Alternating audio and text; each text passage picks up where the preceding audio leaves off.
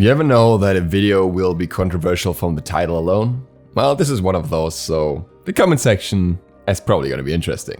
But today we're going to talk about Loki.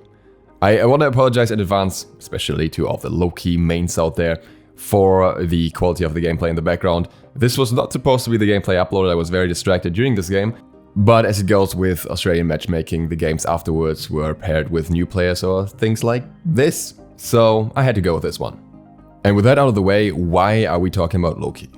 Well, one of the reasons is that Heimdall recently was announced, and he kind of reminded us that Loki exists because he really has counter mechanics specifically to Loki. His lore is tied to Loki, and everything else surrounding him mentions Loki quite a few times. And that made me think, that made me wonder, what is even up with Loki these days? What's Loki doing? How is he performing?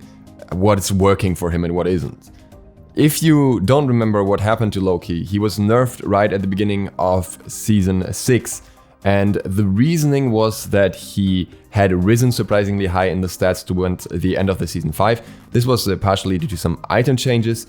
And Hi-Rez kind of stated that they want Loki to perform below the base level of win rate that other gods have, so just a little bit below average, and that expert players should be the ones being able to still perform with him.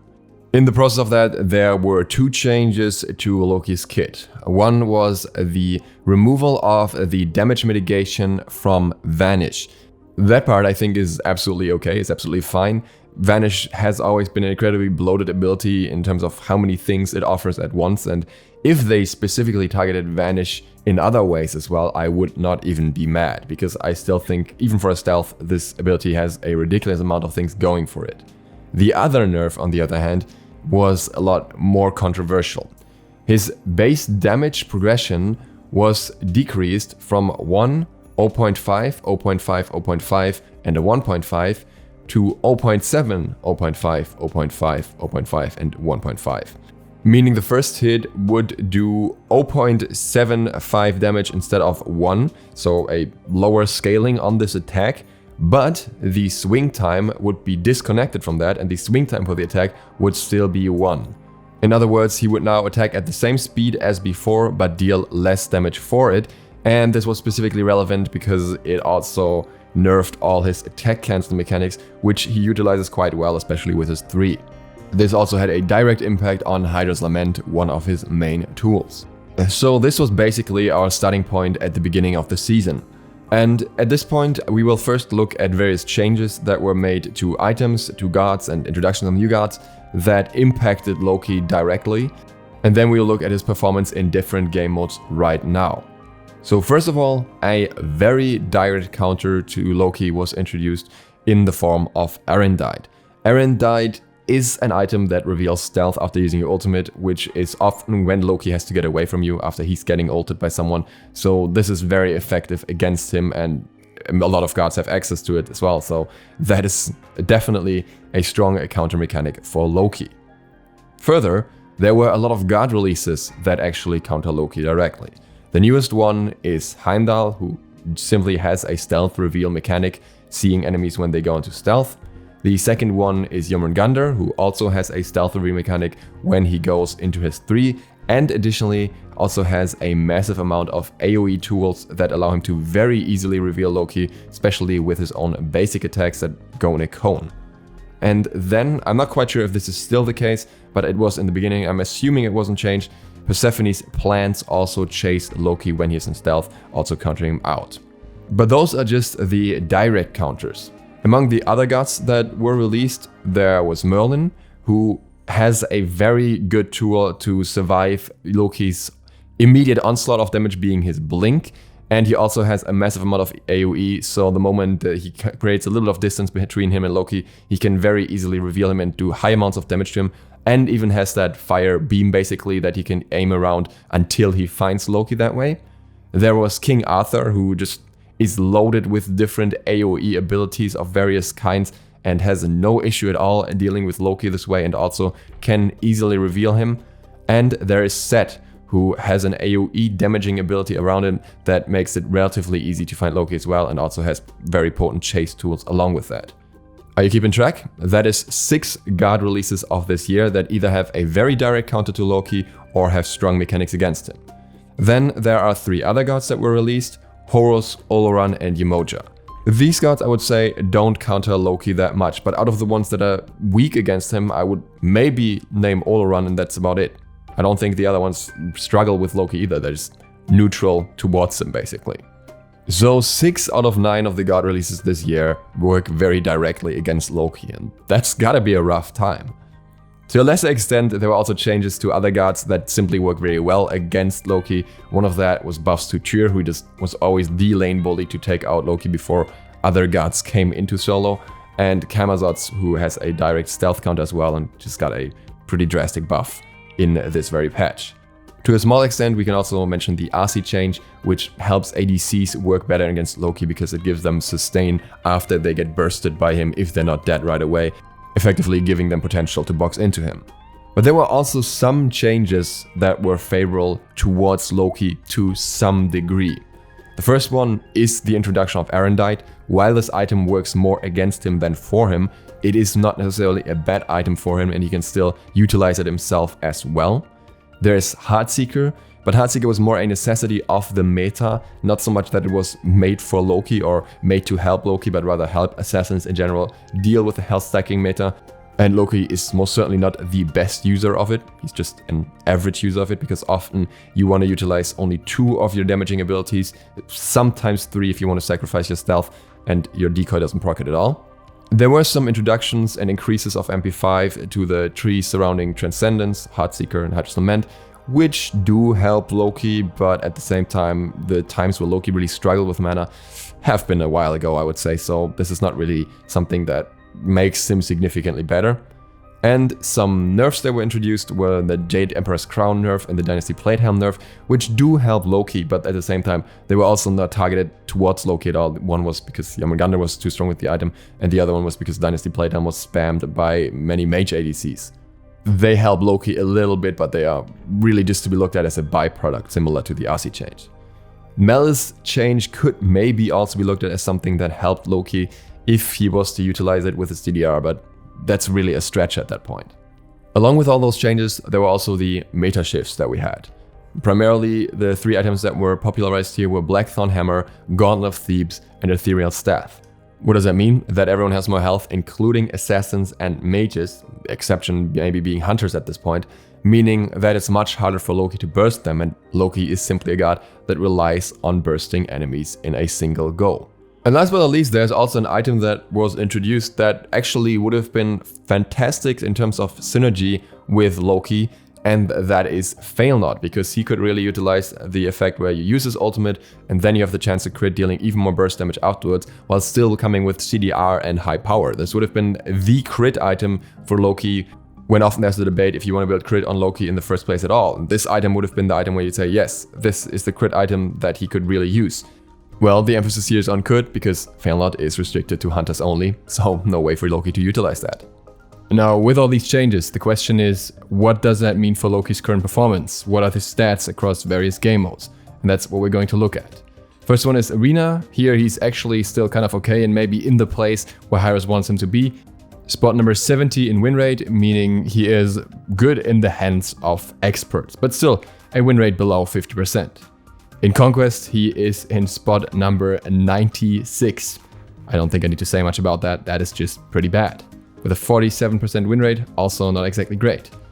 Joust looks similar, the win rate is slightly lower, but the spot in terms of win rate is slightly higher. The 89th spot here, it just seems there's more variation in win rate in Joust because the game isn't balanced around Joust. In Clash, we actually see a reasonable performance, and I think this is where much of the impression of Loki currently comes from.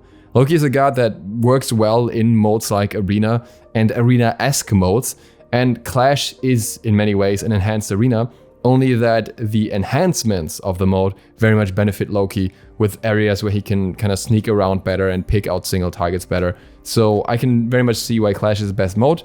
Still, he is at spot number 47 here with a 50.8% win rate, so he's definitely not overperforming. He's just a very average god in this mode. In CGA, you typically have 2 people per lane. This completely falls apart again, with spot number 91 for him, and again a 47% win rate. And if we look at ranked, then we see a somewhat similar picture. Spot number 73 in Conquest across all divisions, lowest to highest. We look at the specific divisions in a little bit. And in Joust, he is spot number 98 with a 42% win rate. And in Duel, spot number 57 with a 42% win rate. But we gotta say that in Duel, there's a variety of gods that are basically unplayable. And Loki is supposed to be a one-shot 1v1 god, so he should be performing pretty well here, and he's clearly not.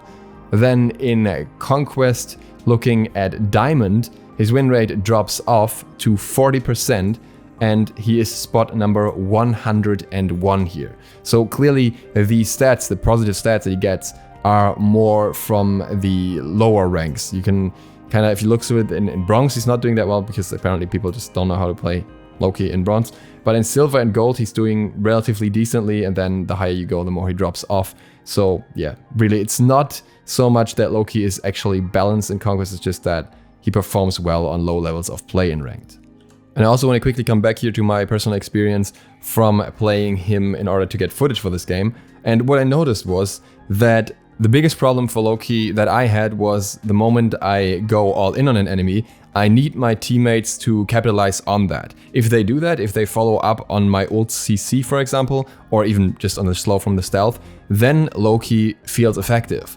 But that's not really how Loki is meant to be played or designed to be played.